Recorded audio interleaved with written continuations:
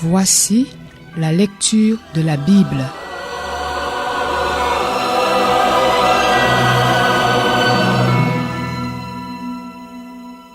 Genèse, chapitre 14.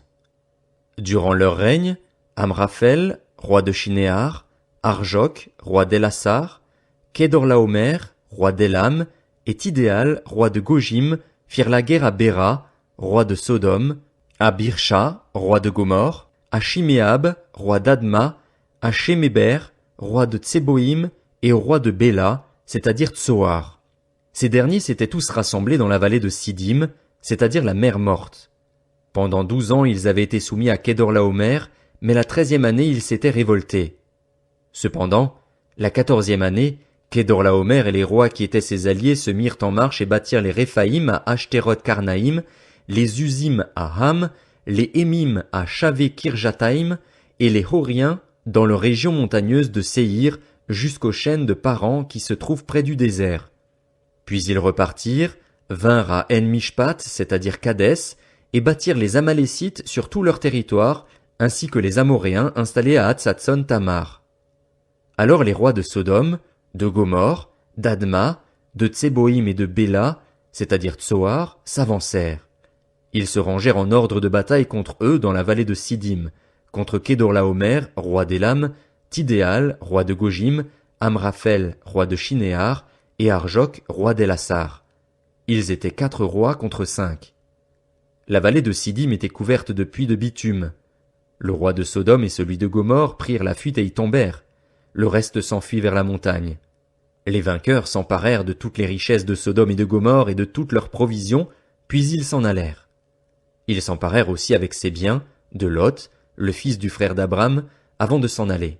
C'est qu'il habitait à Sodome. Un rescapé vint l'annoncer à Abram l'Hébreu. Celui-ci habitait parmi les chaînes de Mamré l'Amoréen, un frère d'Eshcol et d'Adner. En effet, ils avaient fait alliance avec lui.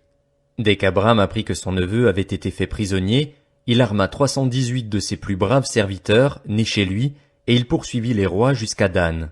Il divisa sa troupe pour les attaquer de nuit avec ses serviteurs. Il les battit et les poursuivit jusqu'à Koba, qui est au nord de Damas. Il ramena toutes les richesses. Il ramena même son neveu Lot avec ses biens, ainsi que les femmes et le peuple. Lorsqu'Abram revint de sa victoire sur Kedorlaomer et sur les rois qui étaient ses alliés, le roi de Sodome sortit à sa rencontre dans la vallée de Shavé, c'est-à-dire la vallée du roi. Melchisédek, roi de Salem, fit apporter du pain et du vin. Il était prêtre du Dieu Très-Haut. Il bénit Abram en disant « Qu'Abram soit béni par le Dieu Très-Haut, le Maître du ciel et de la terre. Béni soit le Dieu Très-Haut qui a livré tes ennemis entre tes mains. » Abram lui donna la dîme de tout. Le roi de Sodome dit à Abram « Donne-moi les personnes et prends pour toi les richesses. » Abram répondit au roi de Sodome « Je le jure, la main levée vers l'Éternel, le Dieu Très-Haut, le Maître du ciel et de la terre.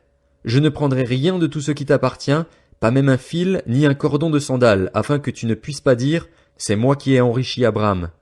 Il n'y aura rien pour moi, sauf ce qu'ont mangé les jeunes gens et la part des hommes qui m'ont accompagné, Aner, Eshcol et Mamré. Eux, ils prendront leur part.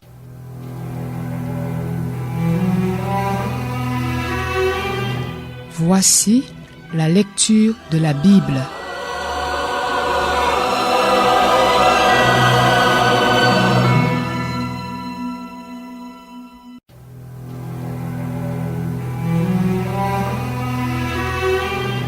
Voici la lecture de la Bible.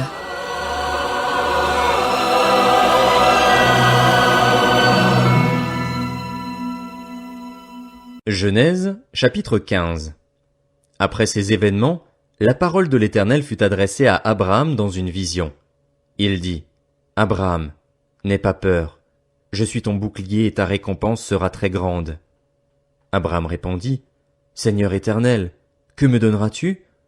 Je m'en vais sans enfant, et l'héritier de mes biens, c'est Eliezer de Damas. » Abraham dit, « Tu ne m'as pas donné de descendance, et c'est un serviteur de ma famille qui sera mon héritier. » Alors l'Éternel lui adressa la parole.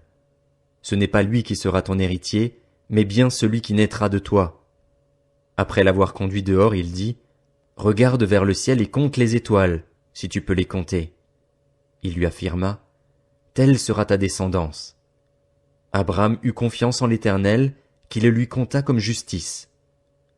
L'Éternel lui dit encore, « Je suis l'Éternel qui t'ai fait sortir d'Ur en Chaldée pour te donner ce pays en possession. » Abram répondit, « Seigneur Éternel, à quoi reconnaîtrai-je que je le posséderai ?» L'Éternel lui dit, « Prends une génisse de 3 ans, une chèvre de 3 ans, un bélier de 3 ans, une tourterelle et une jeune colombe. » Abram prit tous ces animaux, les coupa par le milieu et mit chaque morceau l'un vis-à-vis de l'autre, mais il ne partagea pas les oiseaux. Les oiseaux de proie s'abattirent sur les cadavres, mais Abram les chassa. Au coucher du soleil, un profond sommeil tomba sur Abram, et voici qu'il fut assailli par la terreur et une grande obscurité. L'Éternel dit à Abram, « Sache que tes descendants seront étrangers dans un pays qui ne sera pas à eux. On les réduira en esclavage et on les opprimera pendant 400 ans. Cependant, la nation dont ils seront esclaves, c'est moi-même qui la jugerai, et ils sortiront ensuite avec de grandes richesses. Quant à toi, tu iras dans la paix rejoindre tes ancêtres, tu seras enterré après une heureuse vieillesse. Ce n'est qu'à la 4e génération qu'ils reviendront ici, car la faute des Amoréens n'est pas encore à son comble. » Quand le soleil fut couché, il y eut une obscurité profonde, et un four fumant et des flammes passèrent entre les animaux partagés. Ce jour-là, l'Éternel fit alliance avec Abram en disant, « C'est à ta descendance que je donne ce pays, celui qui va du fleuve d'Égypte jusqu'au grand fleuve, jusqu'à l'Euphrate, le pays des Kéniens, des Kénisiens, des Cadmoniens, des Hittites, des Phéréziens, des Réphaïm, des Amoréens, des Cananéens, des Girgasiens et des Jébusiens. »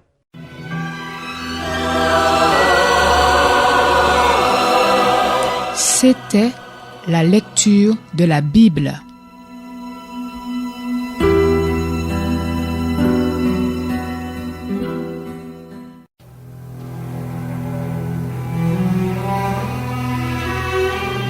Voici la lecture de la Bible.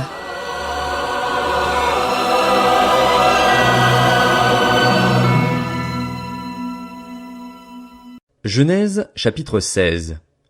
Saraï, la femme d'Abram, ne lui avait pas donné d'enfant, mais elle avait une servante égyptienne du nom d'Agar. Saraï dit à Abram, « Voici que l'Éternel m'a rendu stérile. Aie des relations avec ma servante, peut-être aurai-je par elle des enfants. » Abram écouta Saraï. Alors Saraï, la femme d'Abram, prit l'Égyptienne Agar, qui était sa servante, et elle la donna pour femme à son mari Abram, 10 ans après l'installation d'Abram dans le pays de Canaan. Il eut des relations avec Agar et celle-ci tomba enceinte. Quand elle se vit enceinte, elle regarda sa maîtresse avec mépris. Saraï dit à Abram, « L'injure qui m'est faite retombe sur toi. C'est moi qui ai mis ma servante dans tes bras, mais quand elle a vu qu'elle était enceinte, elle m'a regardé avec mépris. Que l'Éternel soit juge entre toi et moi. » Abram répondit à Saraï, « Ta servante est en ton pouvoir. Traite-la comme tu le jugeras bon. » Alors Saraï maltraita Agar, de sorte que celle-ci s'enfuit loin d'elle.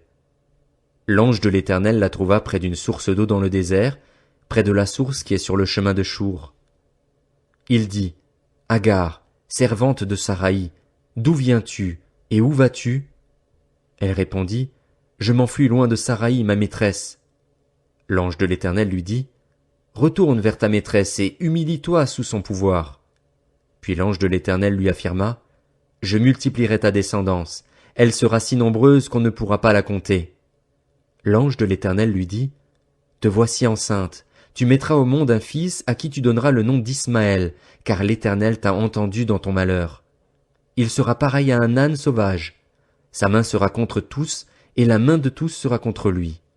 Il habitera en face de tous ses frères. » Elle donna à l'Éternel, qui lui avait parlé, le nom d'Ata El-Roi, car elle dit, « Ai-je vu ici la trace de celui qui me voit ?» C'est pourquoi l'on a appelé ce puits le puits de Lachai-Roi. Il se trouve entre Kadès et Bared. Agar donna un fils à Abram, et celui-ci appela Ismaël le fils qu'Agar lui donna. Abram était âgé de 86 ans lorsqu'Agar lui donna Ismaël.